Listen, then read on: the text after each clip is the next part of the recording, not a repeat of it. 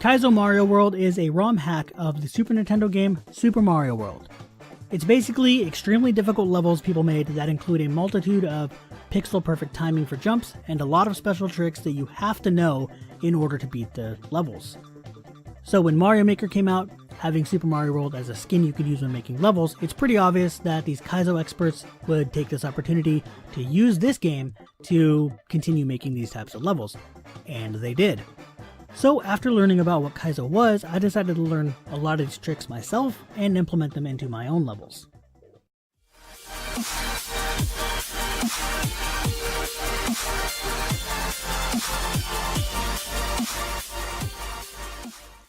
Hey guys, Jay here, and today I'm going to be doing my top 5 favorite Kaizo Mario tricks. So let's get started. Number 5, spinning with items. While this isn't really as easy as it looks, it's nowhere near as hard as the other tricks. But I actually really like this one, I use it a lot. It can get difficult when you have a short period of time to catch the item while spinning on something, but it's not that bad. This trick can only be done in the Super Mario World skin because the Super Mario Bros. U skin it already exists. You can spin while you're holding items, so it's not a problem. And the other skins don't have spin jumping. To do this trick, all you have to do is hold the up button, then release the item, which will throw it in the air, and while it's in the air, use the spin jump button and hold the grab button again. Pressing both buttons at the same time and holding them is what I do, and it works. It makes it way easier.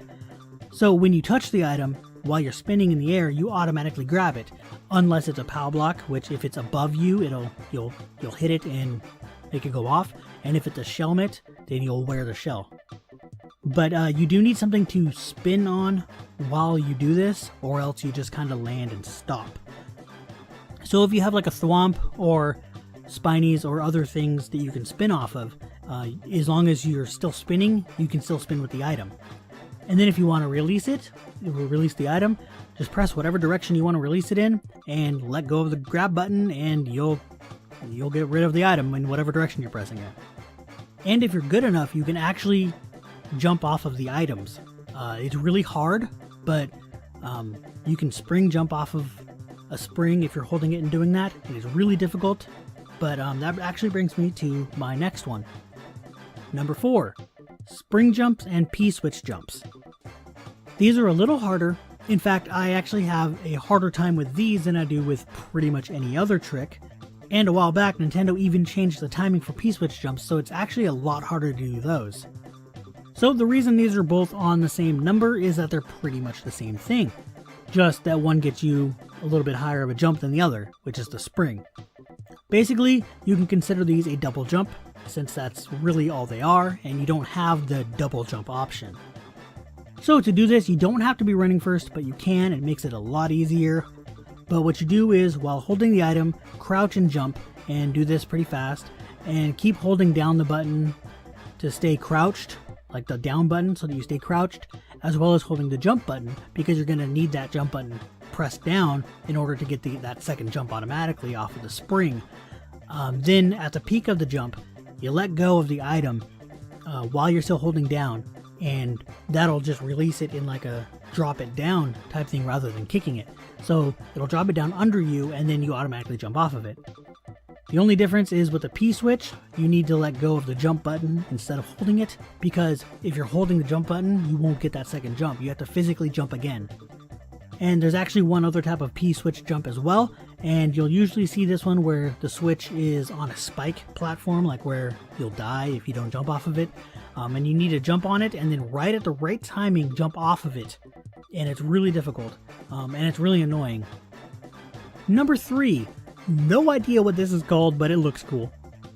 So what you do is you throw a spring right at the right time to make a falling enemy bounce, and then you use that enemy as a platform to gain another jump to clear a large pit. Yeah, that was a lot. So here's how to do it and how to set this up. You don't have to use a P-switch like I do, but I think it gives a lot more of a panic moment because you need to make sure that the timer doesn't end before you do it, and it forces you to hurry. But anyway, so you want to set this up so that you grab the spring while you're running and throw it where it'll land in a specific spot that the enemy is above, and then the enemy, mine's a Buzzy Beetle, will fall to the spring at the right time so that when you jump, you land on him, and if you're holding the jump button, you'll get a second full jump off of him. And I actually make it a lot harder by putting munchers on the platform you're going to land on, so you have to grab a POW block that's on a track and kill the munchers before you make it to that platform. And it's actually pretty difficult, but if you don't throw the spring at the right time, you will like not hit the guy and the enemy thing, and he won't bounce off of it, and you have to start over. So it's pretty fun. And yeah, so that's pretty much how to do it. I guess how to do it and how to set it up is really not that much different.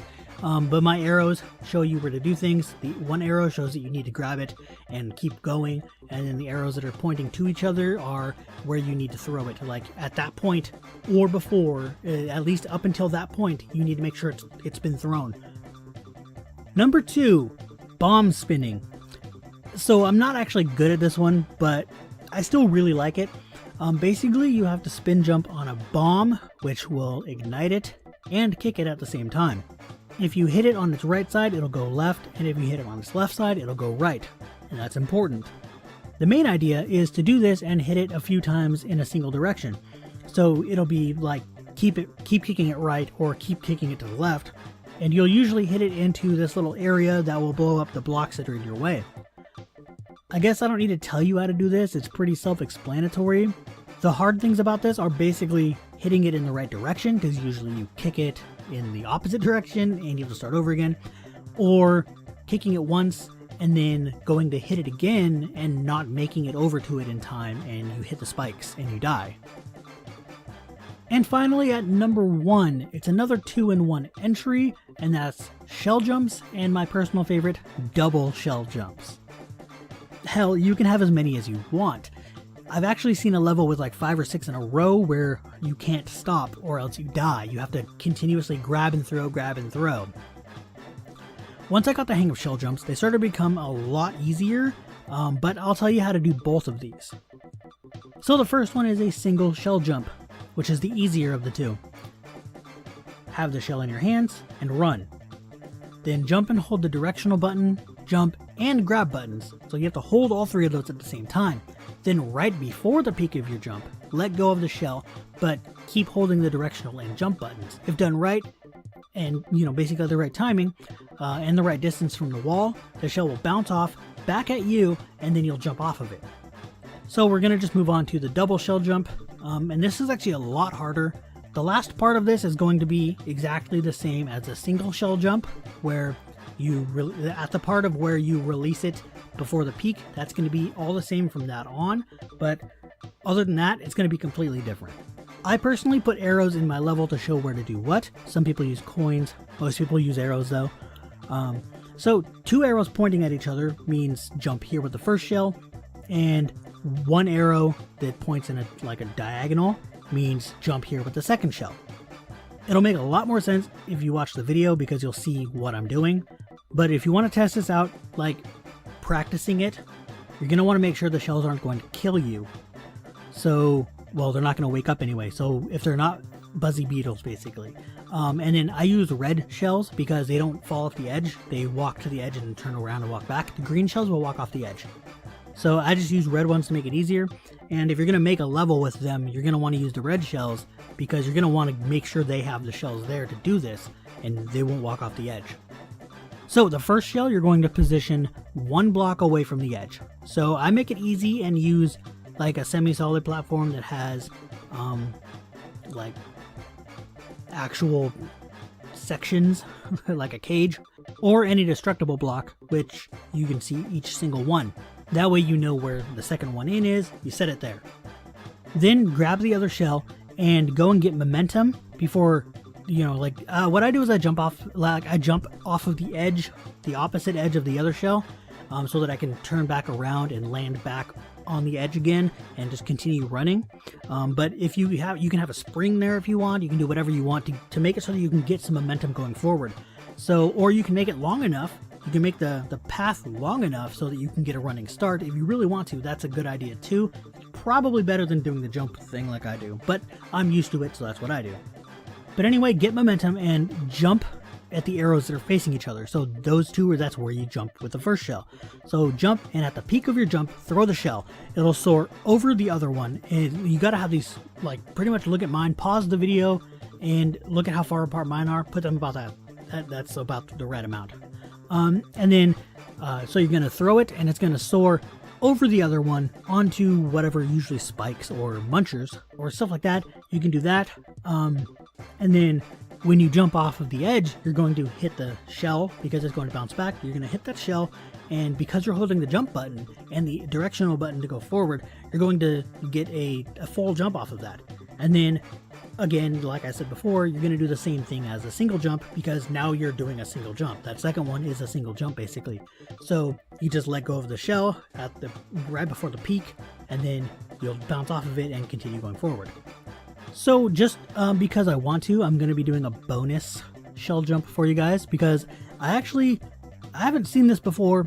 I've never seen it, and I did this in one of my levels, and it's really odd. Like, I've told a couple people about this and they're like, what is that? So I'm going to show you guys how to do this one. So the floor is spikes and there's no way to get through. But I have a Koopa shell and this is going to totally help. The arrows are different here. So obviously the two that are facing each other are further apart. They're one more block apart, and there's a bigger area there. And that obviously doesn't mean jump. So when you're down on, like, if you set it up exactly like I do, I didn't actually set it up. I was going off of the template when you first turn on the game, and I made it a really hard version of the template that's when you first turn on the game. So I couldn't change anything. It was a challenge thing. I won't even get into that. But if you set it up just like it is here, you can do this, and what you do is make sure that you're pressing the jump button and you're holding it before you do anything. So when you're down on this yellow block, make sure you're already holding the jump button so that you're not gonna do another jump. And then while you're holding the item, you're holding these two buttons, and then you let go of it. You let go of the shell, and it's going to soar down and hit the wall on the bottom there and go across the spikes, and then it's going to hit the other wall behind you and come back at you. When it's coming back at you, when it gets into that little area in between the arrows, start running. Since you're holding the run, and you hold the run button again, obviously, since you're still holding the jump button, when you go down, you will fall on, if you do it at the right time, you're going to fall onto that shell, and you're going to want that extra jump. So when you're holding the jump button, it's going to do that extra jump, and you'll get a jump off of that shell, and you won't die. So it's very difficult, and it's actually really fun. This one I really like, and I can pretty much do it every single time. As long as you start running while he's in that little space in between the arrows, you'll do it every time. And it's really fun, and you should put this in your guys' levels if you want. I don't know.